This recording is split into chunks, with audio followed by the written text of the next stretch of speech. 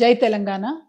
సింగరేణిలో డిపెండెంట్ ఉద్యోగాలు పోగొట్టకుండా ఉండాలని తెలంగాణ జాగృతి మరియు హెచ్ఎంఎస్ చేసినటువంటి పోరాటాలకు ఫలితంగా తక్షణమే ప్రభుత్వం మెడికల్ బోర్డు పెట్టడం జరిగింది.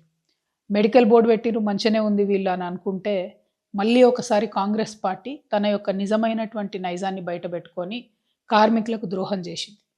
మెడికల్ బోర్డు పెట్టింది 129 మందికి. ఈ 129 మంది అందరు కూడా ఆ ఉద్యోగాలు తమ పిల్లలకో తమకు కావాల్సిన వాళ్ళకో ఇచ్చుకోవాలని అనుకున్నారు. తద్వారా వాళ్ళు రిటైర్ అయి భవిష్యత్తులో సింగరేణిలో పనిచేయడానికి మంచి యువరక్తాన్ని ఎక్కించడంతో పాటు వారి కుటుంబం బాగుంటుందని చెప్పి వీళ్ళందరూ కూడా భావించారు. కానీ 129 మందిలో కేవలం 23 మందిని మాత్రమే అన్ఫిట్ చేయడం జరిగింది. అంటే ఇది కేవలం 17.8% మందికి మాత్రమే అన్ఫిట్ చేయడం జరిగింది. మిగతా 65% మందిని సింపుల్గా అండర్ గ్రౌండ్ మైన్లోకి వెళ్ళి తీసి సర్ఫేస్లు ఇచ్చిండ్రు. అందులో కూడా సీనియారిటీని పాటించలేదు. అందరికీ మళ్ళీ జనరల్ అసిస్టెంట్ అంటే ఇదివరకు మనం జనరల్ మజ్దూర్ అనేది ఆ పొజిషన్లో ఇవ్వడం జరిగింది.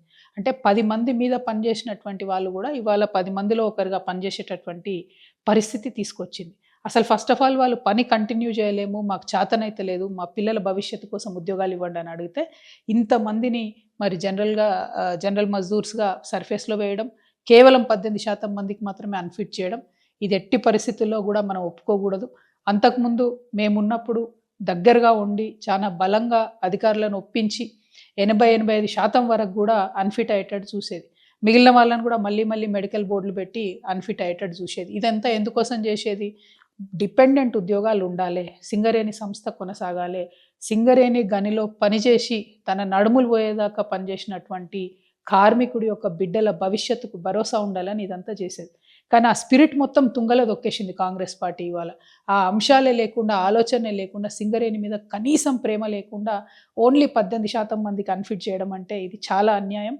అంటే పోరాటాలు చేసి రోడ్ల మీద పడేదాకానేమో మెడికల్ బోర్డు పెట్టిన తర్వాతనేమో మళ్ళీ ఇది ఒకటి దొడ్డిదారిని అన్యాయం చేయడం ఇది కరెక్ట్ కాదు. ఎవరినైతే మీరు ఆ 84 మందిని మీరు మళ్ళీ తీసి సర్ఫేస్లో వేసిండ్రో వాళ్ళందరూ కూడా అన్ఫిట్ కావాలనే కోరుకున్నారు. వాళ్ళందరినీ కూడా అన్ఫిట్ చేయండి. అదేవిధంగా అంతకుముందు ఒక 54 మందితో మీరు మెడికల్ బోర్డు పెట్టిండ్రు. దానిలో తీవ్రమైన అన్యాయం చేస్తూ కేవలం 4 మాత్రమే అప్పుడు అన్ఫిట్ చేసిండ్రు. మరి ఆ 50 మందిని మీరు గంగకు వదిలేసినట్టేనా?